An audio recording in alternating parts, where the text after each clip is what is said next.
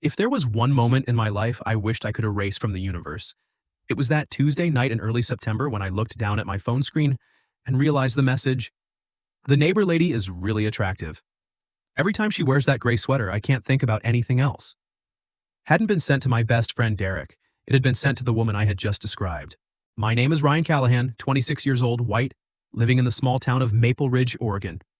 It's the kind of place where if you buy the wrong brand of bread at the grocery store in the morning, by evening the lady who cuts hair at the salon already knows. I work as a technician fixing air conditioners, furnaces, and household electrical systems around the area. The job isn't glamorous, but it pays the bills. I drive an old pickup truck, live in the one-story house my parents left behind when they moved down to California, and most of my days pass between creaky porches, laundry rooms that smell of damp, crowded basements, and heaters that always seem to die on the coldest day of the year. My life before that text was pretty simple. Work, home, beer with Derek at the Riverside Tap, helping the elderly neighbor change a light bulb or move boxes, and occasionally fishing on the weekends. I'd had a few relationships, but none of them went anywhere. Not because I was bad at them. I just always felt like I was stuck halfway between two lives. No longer the carefree kid in my early 20s, but not yet the man who knew exactly where he was headed. Then Sophia Bennett moved into the red brick house right across the maple trees in my front yard. Sophia was quite a bit older than me, probably 39. No one in town knew for sure because she didn't talk about it much, and I wasn't the type to go digging. She arrived in Maple Ridge at the start of summer, living alone in the house that used to belong to the old McGrath family. She drove a deep red Volvo, unloaded her own boxes, hung her own curtains, bought her own fertilizer, and tended the front garden like a woman who wasn't used to asking anyone for help. My first impression of her wasn't exactly about her looks, though she was beautiful. It wasn't the flashy kind of beauty that makes heads turn twice because of short skirts or loud laughs. Sophia was beautiful in a quieter, more grown-up way, and that made her far more dangerous for a guy like me. She had honey brown hair that fell just past her shoulders, deep hazel eyes that always seemed to hold a layer of thought behind them, and a calm presence that made everything around her slow down. Even when she wore ordinary clothes, a white button-down, dark jeans, or that gray sweater I stupidly mentioned in the text, she carried herself like she belonged to a bigger life than this town. The first time we actually spoke was when her water heater broke. She knocked on my door close to 7 in the evening, hair still damp like she'd had to stop mid-shower. One arm crossed over her chest against the chill, the other holding her phone with a list of local repair numbers. She said, "Sorry to bother you this late. They told me you're the most reliable guy around here." I should have answered more politely. Instead, I just stood there like an idiot for a few seconds and replied, yeah, let me grab my tools." From that point on, there was a neighborly familiarity between us that could easily destroy a young man's life if he didn't keep his distance. She brought over an apple pie to thank me after I fixed the water heater. I helped her change the deadbolt on her back door. She asked me where to buy good lavender plants. I showed her the only decent lunch spot in town.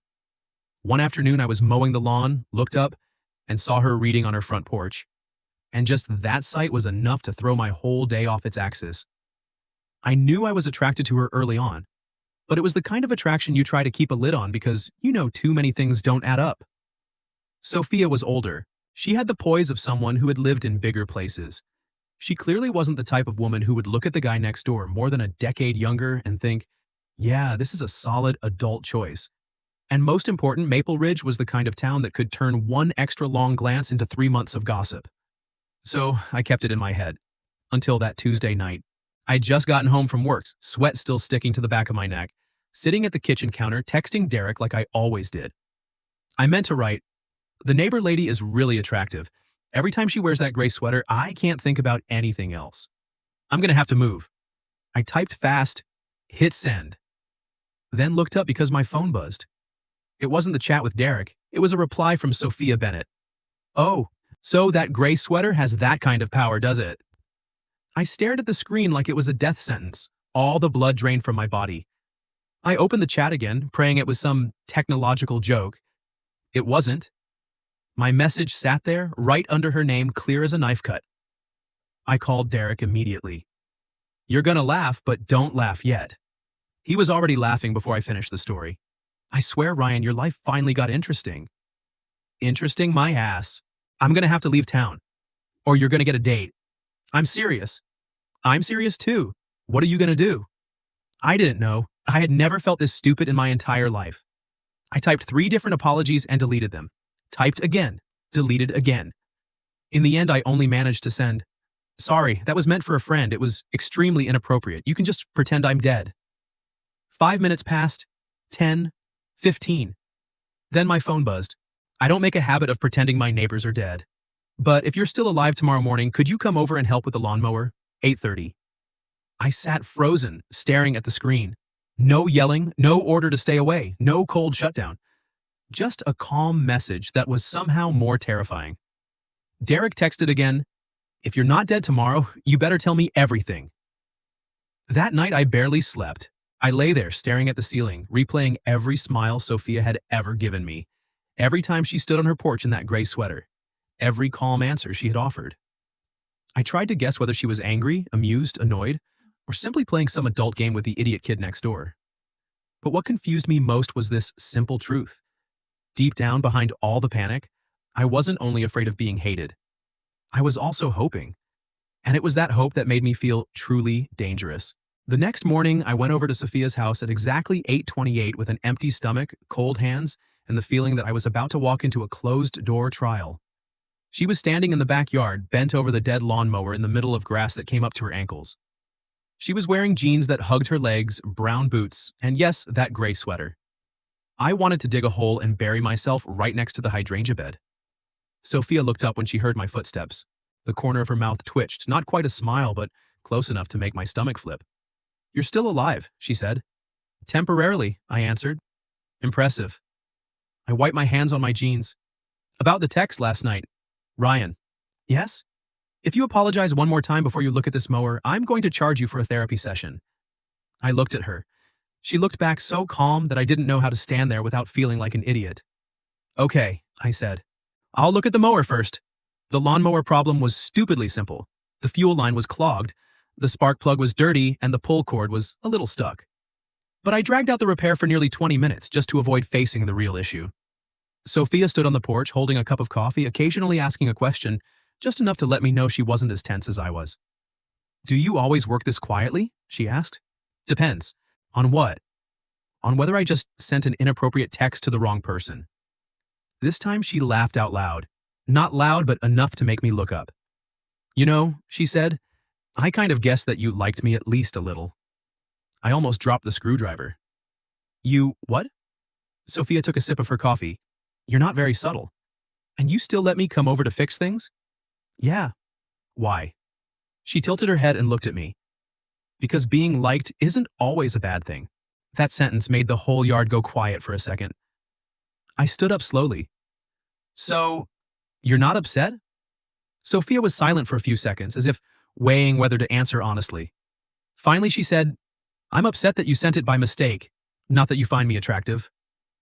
I stood there straight. This isn't making me feel any better. That wasn't the goal. I finished the mower. The grass in the front yard started getting cut evenly again, but my head was more messed up than when I arrived.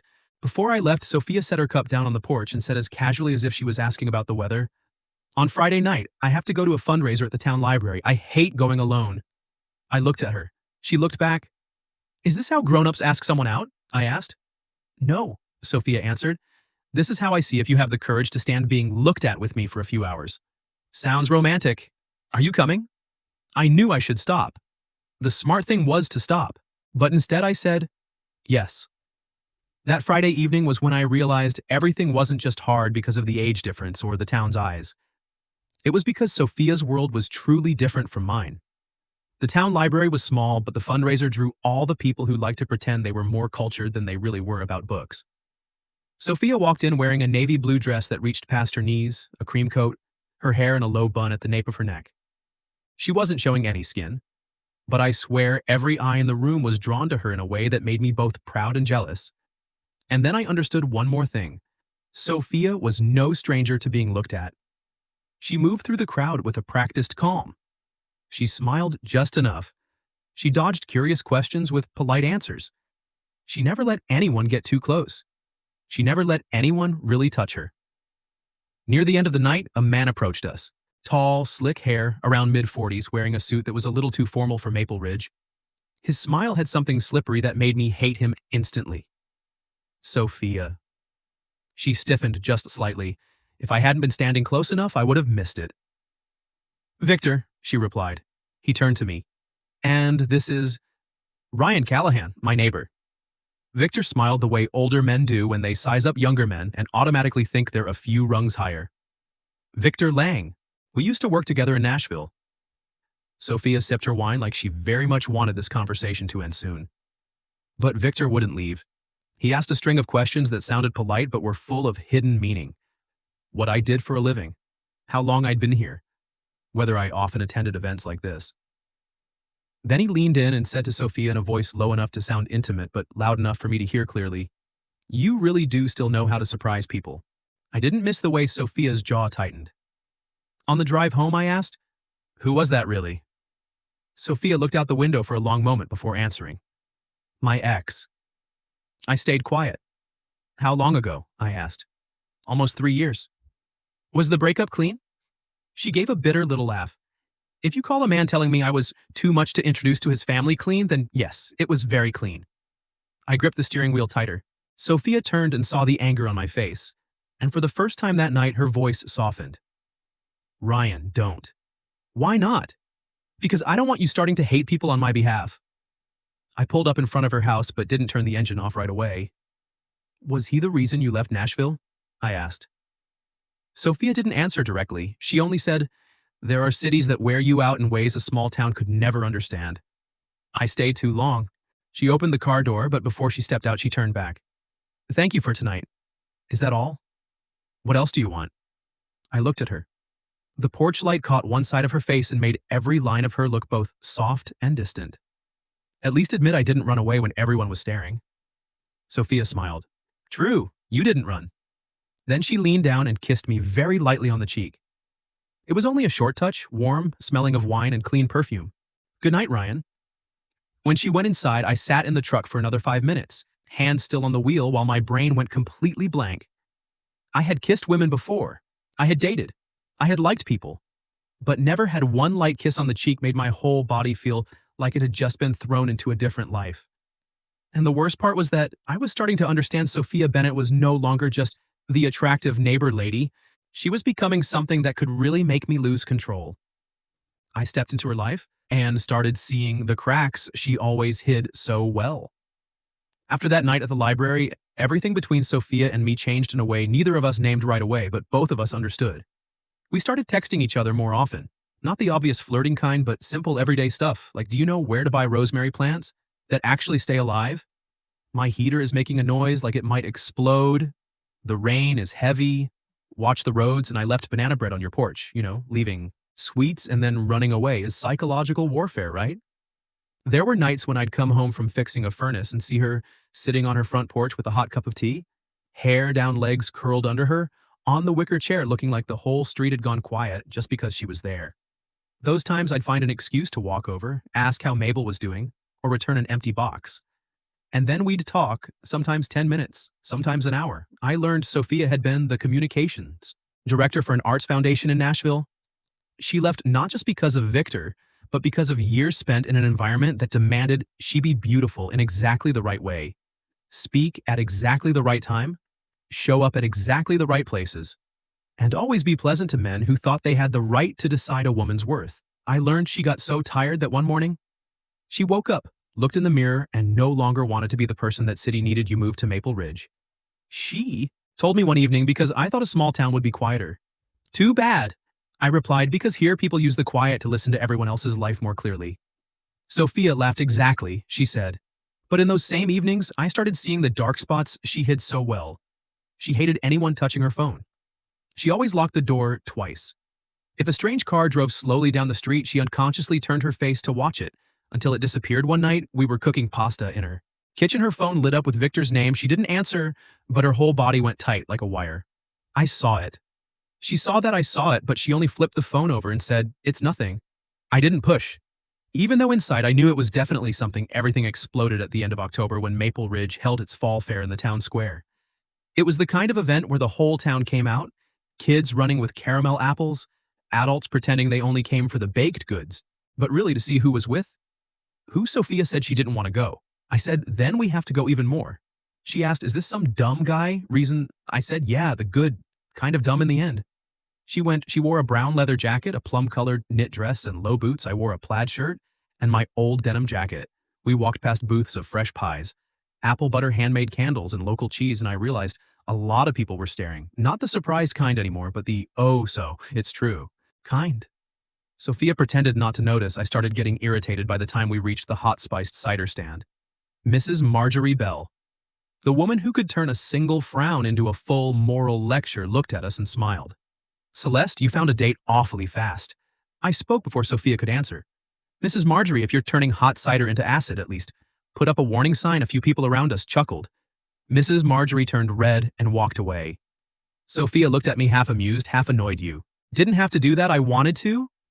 I said, no, really. I turned to her under the strings of yellow lights hanging across the square. I can't just stand there and let them treat you like gossip fodder. Sophia stayed quiet. A moment later, she said very softly, you make me forget I'm supposed to be on guard. That sentence made my anger disappear instantly that night. After the fair started winding down, I took her to the little wooden boardwalk by the river behind the square. The wind was cold, yellow leaves crunching under our shoes, the dark water reflecting the stone bridge light. Sophia asked, can I ask you something? Sure, I said. Why are you still here in this with me? I leaned on the wooden railing. You want the easy answer or the real one? The real one, because the closer I get to you, the less I can pretend I'm not completely pulled in. Sophia turned her face away a little, like the words hurt her in a way that wasn't easy. You should have picked something easier I've never been good at. Easy? I said. She? Breathed out Ryan. You're so much younger than me. I know I live here my whole life. You're not sure you even want to stay in one place anymore. I know that too. Victor isn't going to stop. I turned to her. That's when you start telling me the real story. Sophia looked down at her hands, then finally she told me Victor hadn't just been her ex. He had been her fiancé. They were together almost 2 years at first. It was beautiful, sophisticated, convincing. He matched her world perfectly until he started making little suggestions. She should cut her hair, wear more modest clothes at events, avoid getting too friendly with certain male colleagues, and not be too noticeable because men don't like walking next to a woman who draws every eye. I thought it was compromise, she said, until the day he told me if we ever got married I should quit my job because his wife didn't need to do things that made people stare at her. Bastard, I muttered. She gave a bitter smile. I said it more politely at the time, but yeah, that's the idea. What else did he do? Sophia was silent a few seconds after I broke the engagement. He followed me for a while. Not the screaming or hitting kind, the subtle kind, midnight calls standing outside my office, sending flowers with cards that made me unsure if they were apologies or threats. I got so tired that I accepted a transfer and eventually quit altogether. You never told anyone about this. I asked. I did, but people like to say women like me are overreacting, that he just hasn't accepted. Yet that at least he hadn't done anything really serious. I looked at her, seeing the old exhaustion coming back into her eyes. Ryan, she continued, I don't want what's happening with you to turn into another thing I have to carry. I don't want you to wake up one day and realize you're stuck with all this damage that isn't yours. I didn't answer with words right away. I stepped closer. Sophia, I said, look at me. She looked up. If I'm still here after knowing all that, don't insult me by thinking I don't understand what I'm doing. She closed her eyes for half a second, then wrapped her arms around my neck and kissed me this time. It wasn't the quick cheek kiss from the truck. It was deeper, shakier, realer, like she had just jumped over a fence she had built herself when we pulled apart. She whispered against my lips, you make me scared. Why? Because I'm starting to want to believe you, for longer than feels safe and right. Then I knew what was between us wasn't just attraction anymore. It had become something that could hurt both of us if it ever broke. When he came back to town, I understood that loving someone isn't just about wanting to touch her. Things got really bad at the beginning of November when Victor Lang came back to Maple Ridge, and this time, he wasn't just passing through. He rented a short-term cabin on the edge of town and started showing up everywhere. Sophia went to the grocery store, the little bookstore, the post office, even the coffee shop at the end of Main Street. Never too obvious, never enough to call the cops and say he did something specific, but enough to make her feel like he could step into her space any second. I started noticing his car parked near her house. More often one afternoon, I was coming home from fixing a furnace at Old Man Turner's place and saw him sitting across the street, phone in front of him, like he was waiting for something. When I slowed down to look, he actually smiled at me. I hated the way he used politeness to hide how dirty he really was that night. I went straight to Sophia's house. She opened the door, took one look at my face, and knew something was wrong. He's outside again, isn't he? She asked. Yeah, I said. She leaned against the doorframe, not surprised, not panicked, Just tired. I'm sick of always waiting for him to appear before I can decide if I get to breathe normally today, she told me. I stepped inside, closed the door behind me. Mabel lifted her head from under the sofa, then put it back down. The house smelled like sandalwood candles and black tea.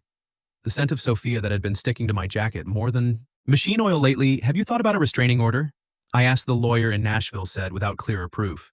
It's like throwing salt in the ocean. So we make proof? I said. She looked at me. You talk like this is just another porch repair job. I fix porches and I know how to record license plates too. For the first time that night, Sophia smiled, faint but real. That's exactly what scares me about you. She said. What, that you're starting to make everything sound solvable? Most things are. Solvable, I said. Not all of them. Some just turn into different ways to wear you down. I stepped closer, put both hands on her shoulders. Sophia, look at me. She looked up. You don't have to do this alone anymore. Her eyes trembled a little. I don't owe you this, she whispered. I know. I ran my thumb along her collarbone. I'm doing it because I choose to. That night I stayed over, not in some passionate or romantic way, just stayed, checked the locks, pulled the curtains, parked my truck right in her front yard so Victor would know someone was there. Then sat with her in the kitchen until almost midnight. We didn't talk much. Sometimes loving someone isn't about saying anything brilliant. It's about sitting next to them when they don't have the strength to pretend they're okay anymore. Around 11:30, Sophia suddenly asked, if I weren't as beautiful as I am, would you still be this patient? I slowed down completely. Why are you asking that? Because Victor always made me feel like the easiest thing to attack about me was the way people saw me first on the outside. She gave a tired half smile, then decided later if the inside was worth keeping. I sat down in front of her, eye level. Listen to me. Yeah, I find you attractive. Extremely. You already know that. But if that was all, this was the wrong text, never would have turned into me sitting in your kitchen at midnight, trying to figure out how to make that bastard leave your life.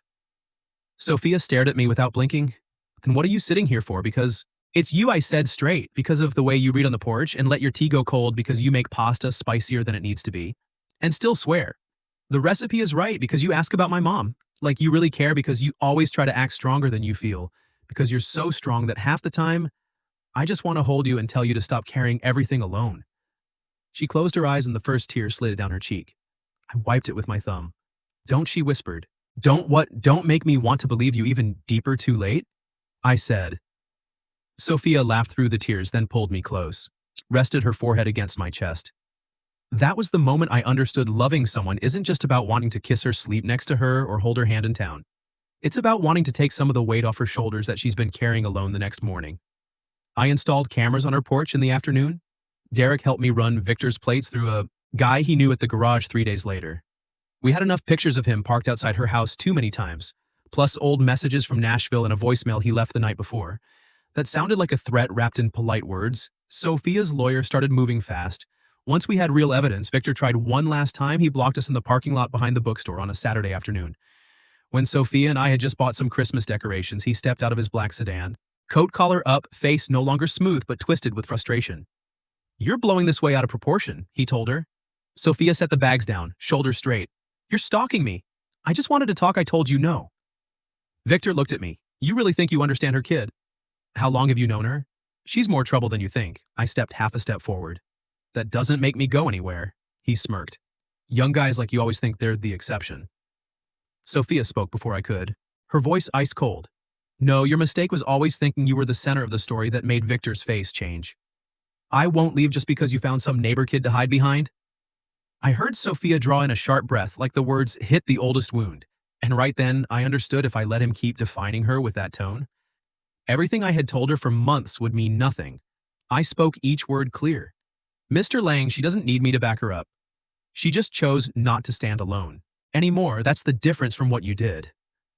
Sophia looked at me. Victor looked at me too. I continued. You're good at making women doubt themselves, but that stops here. Victor opened his mouth to say something else, but right then, the town police car turned into the lot. Derek had texted the chief.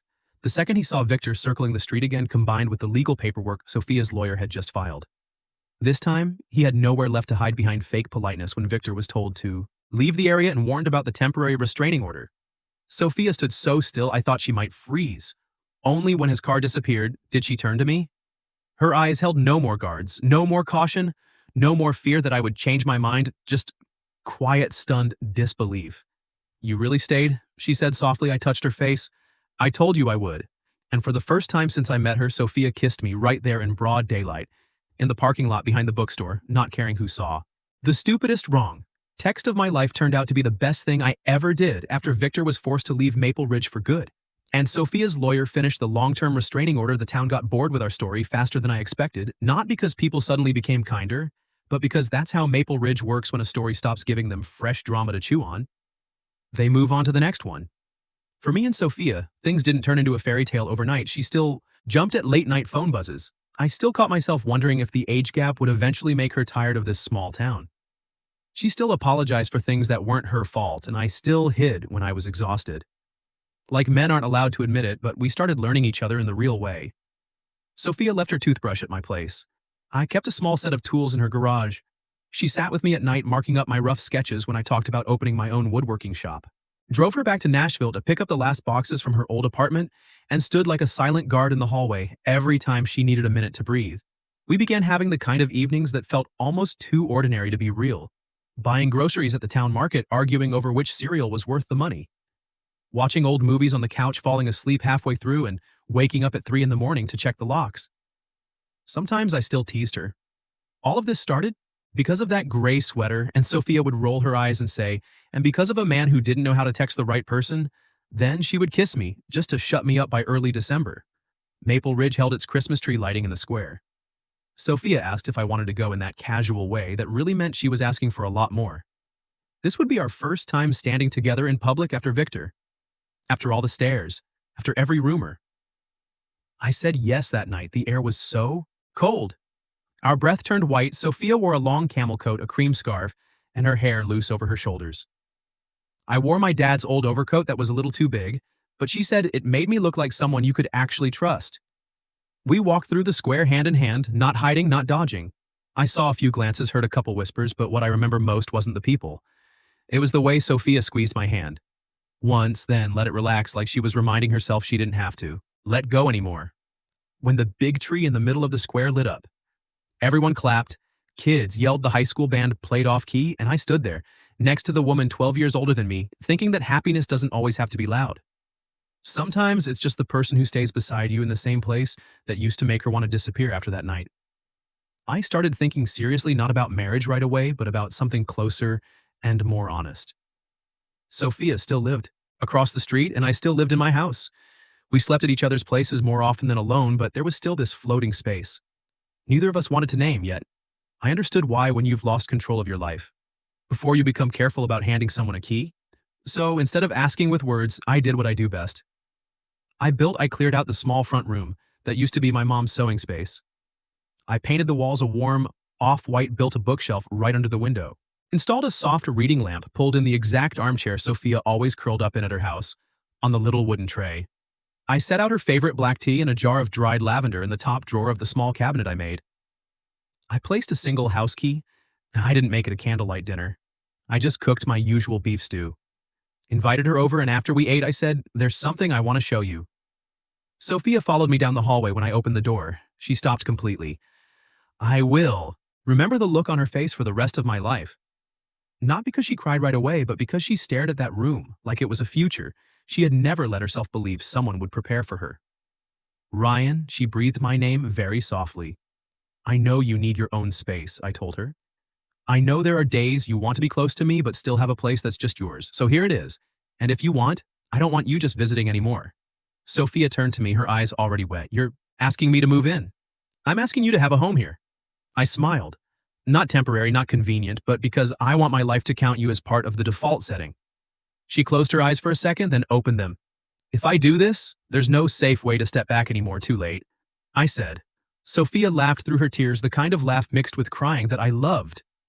More than anything, she stepped inside, touched the bookshelf, ran her fingers over the chair, stopped in front of me. Do you know what shocks me most? She asked. That I finally texted the right person. Sophia shook her head.